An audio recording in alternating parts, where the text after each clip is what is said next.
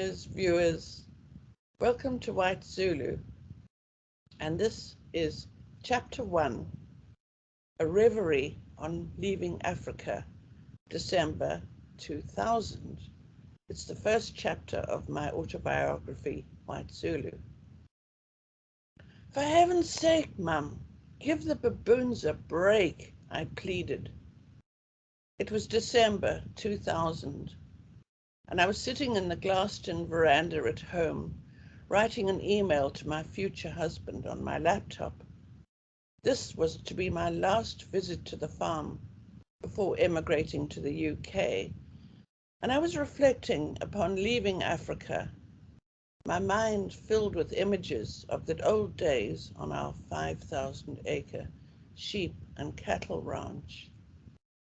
Earlier on, I'd been alerted by a baboon bark and had seen a troop of about 40 baboons crossing the river that runs alongside the dense, dark forest in front of the house.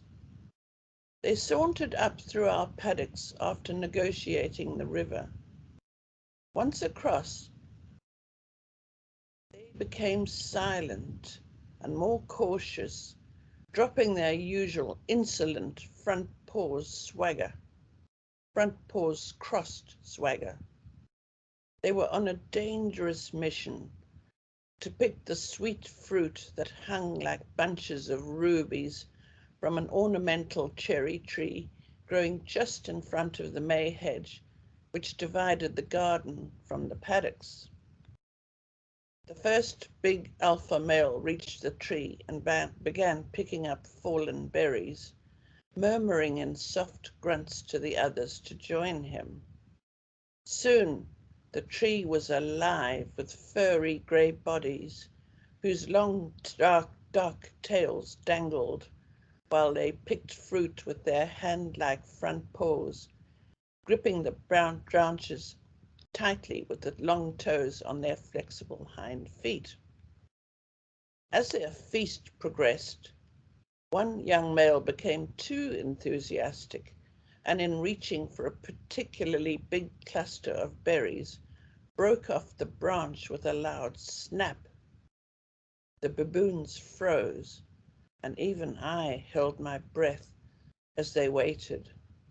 Nothing. Silence. And after a minute or two, they resumed stuffing the berries into their cheek pouches.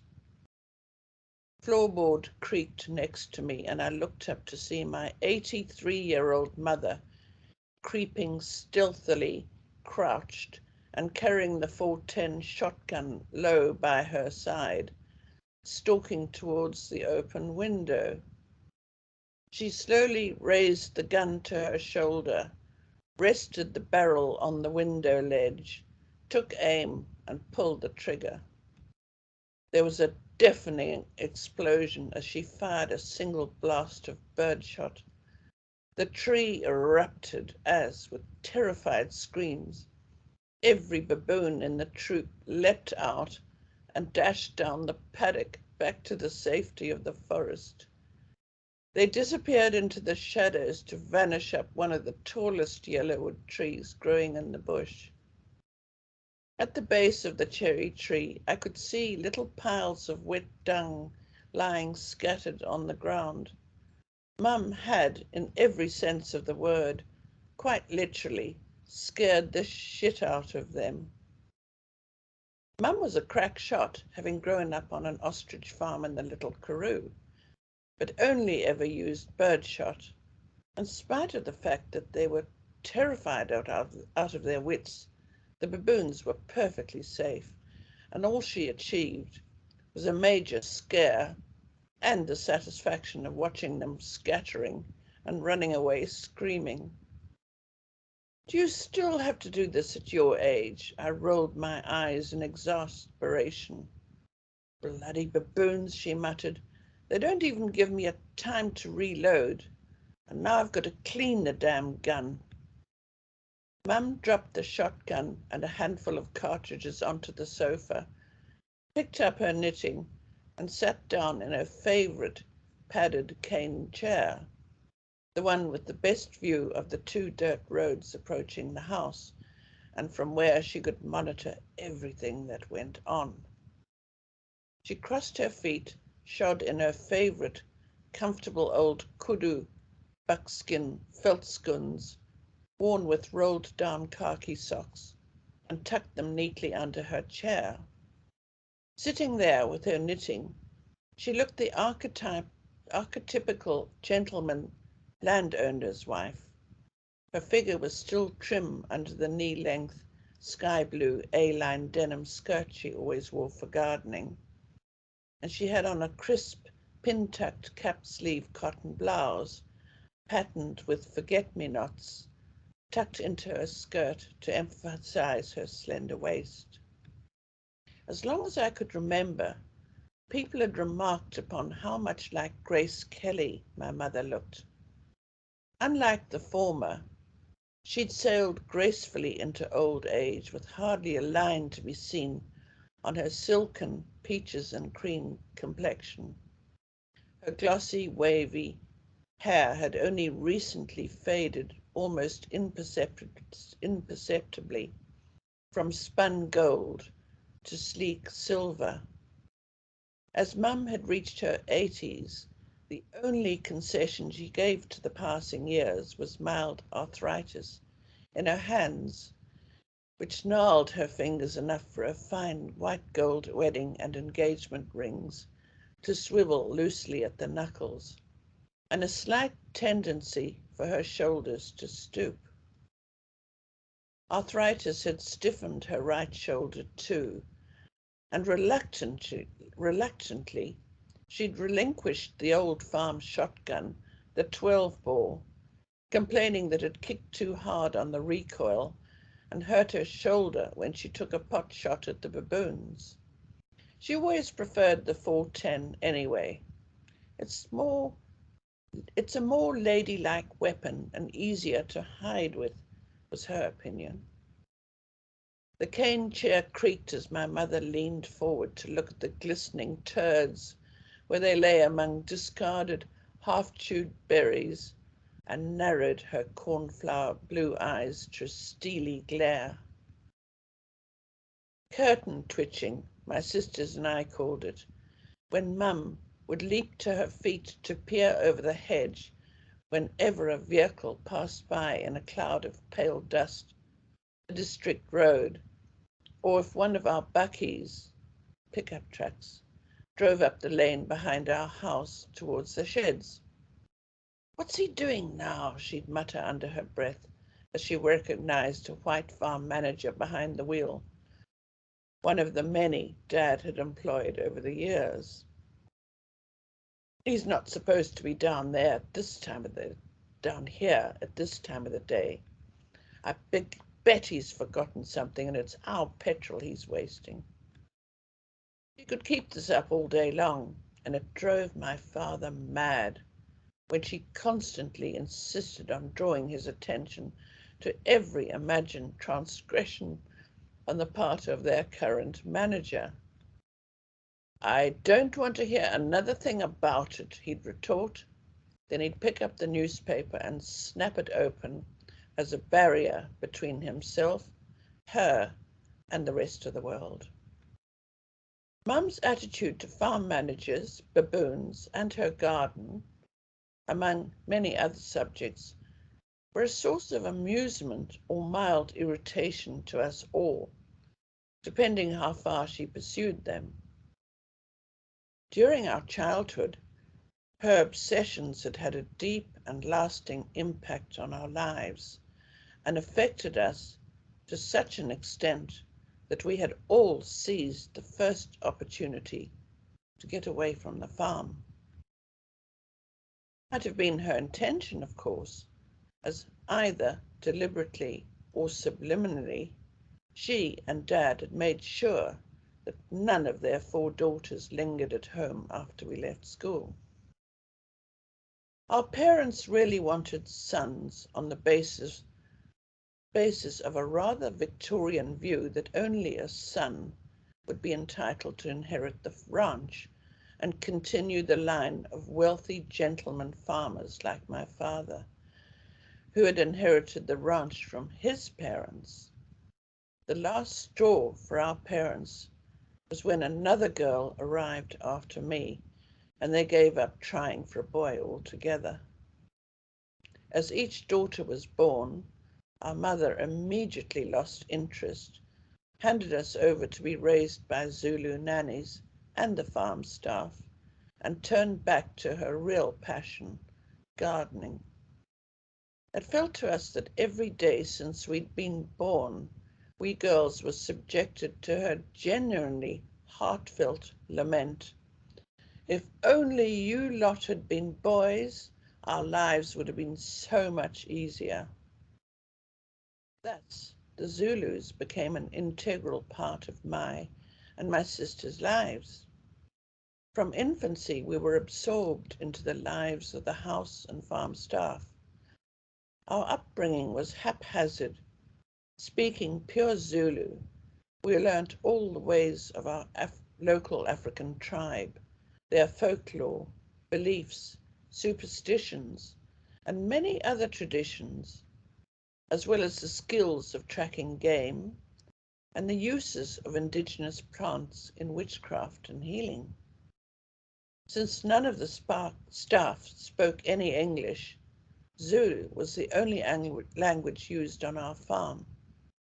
We four girls had two nannies to look after us, and on the very few occasions our parents spoke directly to us, they used a combination of a little bit of English, but mostly Zulu, as those rare interactions were usually in the form of instructions to be passed on to our nannies.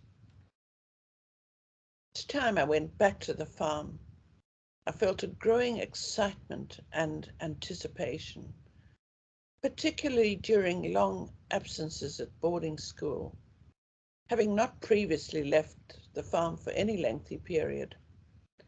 My heart would leap with joy on seeing each familiar landmark, on reaching my hometown, the small village of Nottingham Road, which the Zulus call Umtuleni, the place of dust.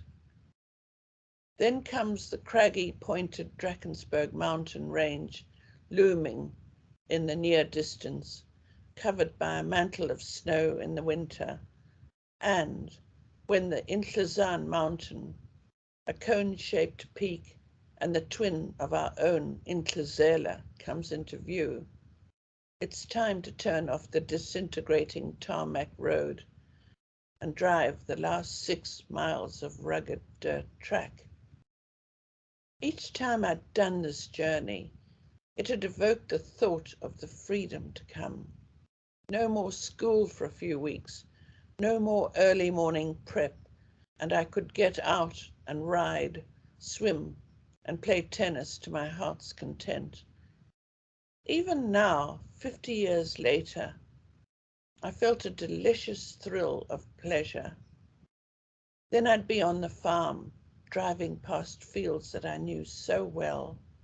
I'd ridden past every tree, every stone, every tuft of grass, and opened and closed all those gates so often. The final mile of the road home winds down into the valley where the house lies, over the river bridge and past the dam and the old sawmill. The track finally leads over the rattling cattle grid and along the drive, which curves around the manicured front lawn, flanked by beds planted with gorgeous, exotic, and colourful flowers. The house looked so inviting and welcoming.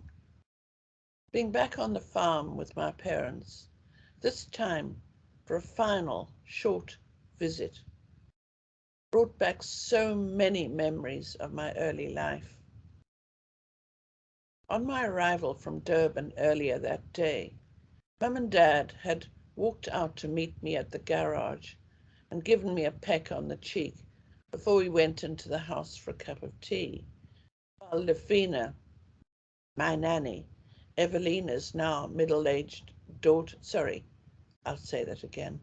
Lefina, who was my nanny Evelina's now middle-aged daughter, and Locatia brought my bags in. We'd caught up on news, mine first, and then Mum started telling me what had been going on in their lives on the farm.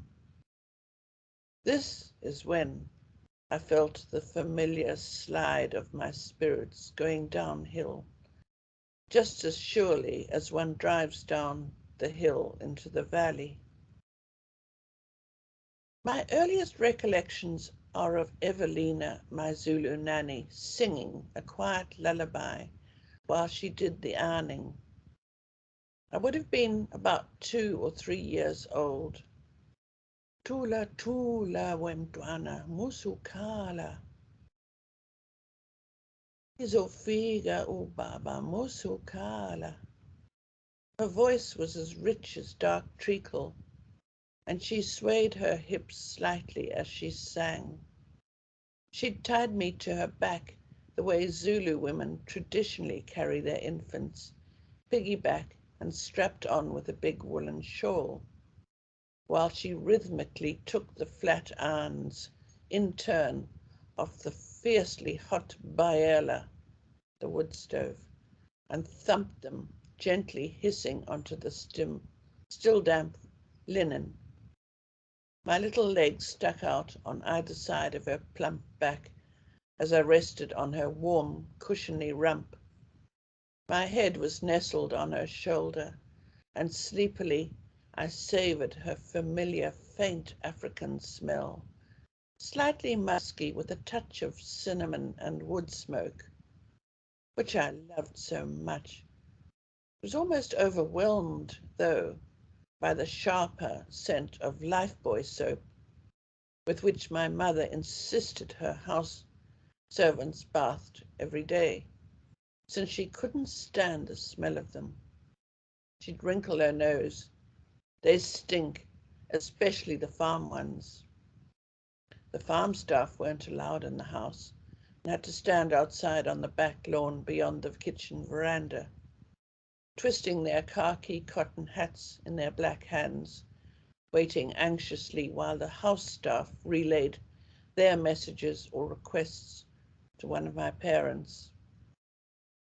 Another childhood memory is of a late winter afternoon when I was still very young, probably 3, as Evelina and I sat under a huge black wattle tree on the sandy bank of our district road, an ambitious name for the rutted track that was carved out of the red earth by the big yellow roads party grader. The district road ran below our paddocks and led to the Umgeni Poort convent, a retreat for Roman Catholic nuns, as well as a tiny chapel in which they held missionary services. The nuns had a small clinic at the back of the convent, and Zulu people walked there from surrounding farms many miles away to receive treatment for various ailments. The turnoff from the district road to our sheds was a favourite place for the house servants, especially our 2 nannies. They put a grass mat in the shade and sat with their backs against a convenient gum tree trunk, legs straight out in front, ankles crossed, while they did their beadwork or wove more grass mats. I remember so well the slanting rays of our winter afternoon sun warming my back as I squatted and ate sand happily, while Evelina chatted to her friends. Every now and then a small group of Zulu passers-by appeared over the rise in the road, coming to or from Amalomeni, their name for the Romans. There's no R in the Zulu language, so like the Chinese, they pronounce it L when they tried to speak English. We were called Amalosi, the Rosses. As they came into view, Evelina would call a greeting, her voice echoing throughout the valley Sanbonani, she'd shout. There'd be a Sabona in response, and they'd carry on a conversation in this hilltop calling fashion until the travellers arrived to shake both her hands and sit down next to her. Everybody knew one another in those parts, and of course they all knew who we were. There were clucks and murmurs of admiration as Evelina showed me off. What a beautiful white child, the strangers said in Zulu. Is she well behaved? Mostly, replied Evelina proudly. So, no sons yet? Was always the next question. No, Nkosan. This was my father, meaning son of the chief. Grandpa was Nkosi, chief. It's sad, but he should be happy. He'll get a lot of ulobola, bride price, for his 4 daughters. Oh, yeah, bo. And Evelina clapped her hands together, laughing delightedly at the prospect of all these riches coming to Nkosan. Mother produced each of their 4 daughters. The Zulus on the farm rejoiced and congratulated my father on how many cattle he was eventually going to receive as ulobola. He just shook his head grimly. We are Abelungu, white people. I have to pay for 4 damned expensive weddings to get rid of my girls. No lobola from me. How? They said in astonishment, clapping their hands over their mouths in dismay. So, is it bad luck to have so many girls, then? And he'd nod gloomily. None of them are too naughty either, not like some white children I've seen. Evelina would boast to the now settled Zulu passers-by. Some of them at the polo run away from their nannies and scream at them. She clicked disapprovingly and shook her head, neatly clad in its white doek, a headscarf tied turban-like, with the ends twisted and tucked neatly inside. This was what all married, widowed, or mature Zulu women wore. Zulu maidens and unmarried girls were allowed to go bareheaded, but an older woman without a doek on had to be a slut or isifebe, a whore. The white doek was part of our nanny's uniform of navy blue overall and white pinafore. The gathering moved on to other subjects, their health and their relatives back in Mbentla, a large settlement of round thatched African huts on the other side of the mountain behind our farmstead, where all the other Zulu tribal members lived, and was called a location by the white farmers. I was brought out of my childhood reverie with a jolt when Dad came into the room, having just woken up from his daily afternoon snooze, so I was still there.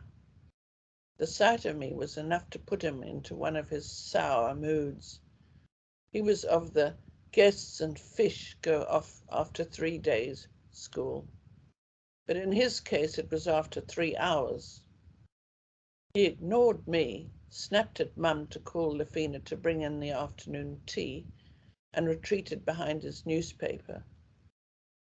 This made my heart sink, as I knew I was spending a couple of nights there, and he wanted me gone already, even though I was soon to depart the country forever. This utopia, this paradise onto which we gazed right now, held a constant undercurrent of discontent and bitterness, particularly disappointment.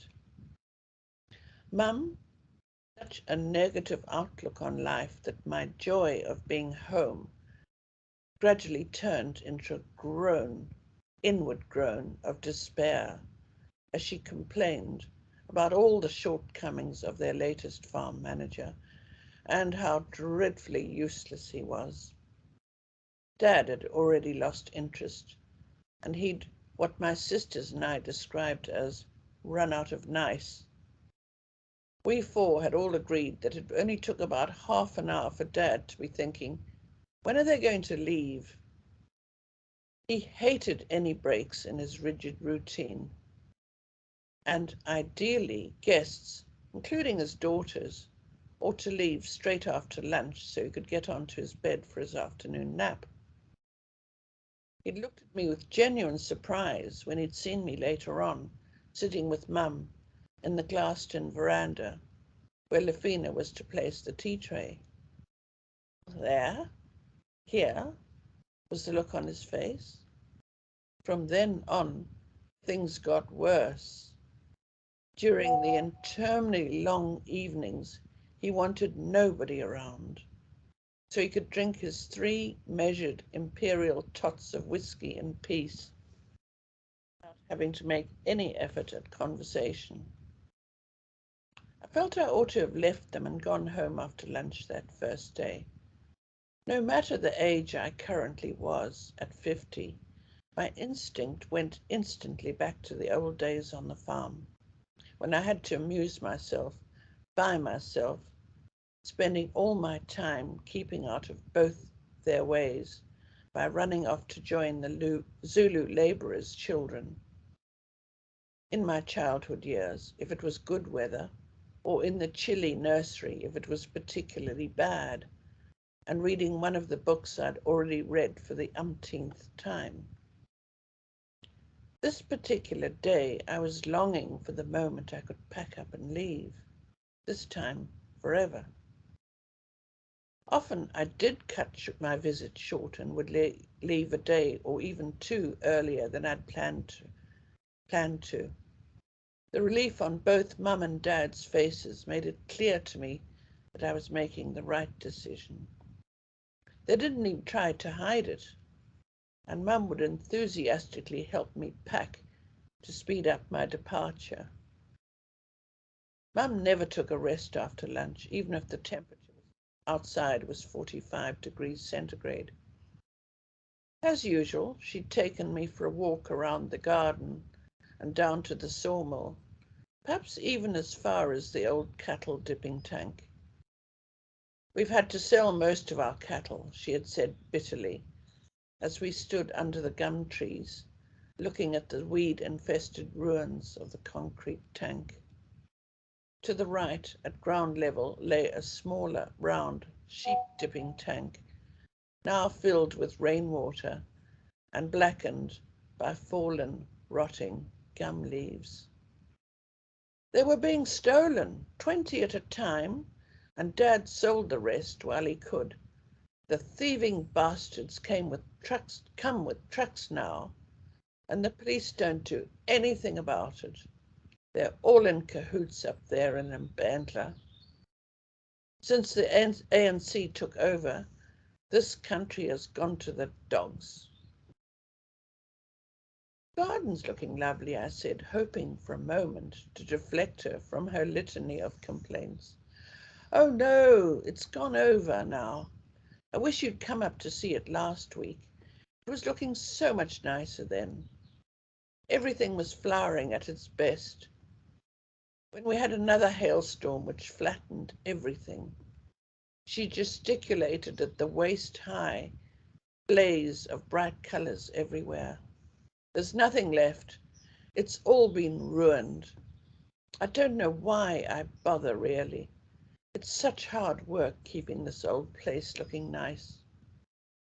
And so she carried on, as she'd done for so many years, until I'd heard enough depressing talk. I wondered why I'd come. It was always the same, and it didn't take long before I came to the conclusion that I didn't want to be trapped there a moment longer. I mentally counted how many nights I'd be spending in my uninviting and unchanged old wallpaper. It still had clowns on it, and wished I could leave there and then, driving the hazardous 100 miles back on the N3 to Durban, and abandoning my aging parents to wallow in their own self-created despondency. Mum especially couldn't look past all the problems, some real and others only imagined, and see the sheer beauty, the uniqueness of this exquisite, pristine part of the Natal Midlands, now called KwaZulu-Natal. Like the serpent in paradise, she always succeeded in souring it all for us by taking such a pleasure in her negativity. Besides this undercurrent, my sisters and I had always been subjected to constant disapproval. On the rare occasions Mum lifted her head from her garden and noticed us, it was to look us over critically, along with disappointment. Nothing we ever did was good enough, and she held up various cousins of ours as role models. "Why can't you be more like Jackie?" she'd complain to me at the end of every school term. "She's in the A stream at school and plays for the tennis team. She tries so much harder than you do. You just don't make any effort to be good at anything." This was true. Apart from the fact that my cousins had the advantages of proper schooling instead of our haphazard and sorely lacking early education, I couldn't see the point of attempting to ape my eager beaver cousins just to please my parents. Rather the reverse. I'd given up years ago. My sisters and I had always been clearly a dismal failure to Mum and Dad, simply by being born the wrong gender. They made no secret of the fact that they wanted sons to continue their bloodline, take over the farm, thus perpetuating their self-appointed tradition of being polo-playing gentlemen ranchers. They'd had 4 daughters instead, and none of us, especially since we never had any grounding or encouragement, had been particularly good at anything on either sporting or academic lines. We'd all plodded through high school and left as soon as possible. All my 3 sisters, except me, had dropped out of school early, eschewing tertiary education to escape from our parents' disapproval, which hung over us as inexorably as the dense white mist hangs over the mountains around us. I'd feel happy to be home, then disappointed at Dad's dismissal, and finally angry that I'd taken the trouble to come up at all, driving my little car for so many miles through those huge hippo wallow potholes on the dirt roads, just to be given the brush off. Nothing ever changes, I always told myself, and why did I ever expect it to? Gloom always settled on me after the first few hours of being there, and the only way I could shake it off was by leaving. The only difference this time that I was leaving the farm, Mum and Dad, and Africa forever. I was never to see my parents again. Thank you so much for listening. It becomes a lot more cheerful, I can assure you, when I go into next time I go into my heritage, which is quite fun. Thank you so much for listening, and I wish you all to stay safe and keep well. Goodbye.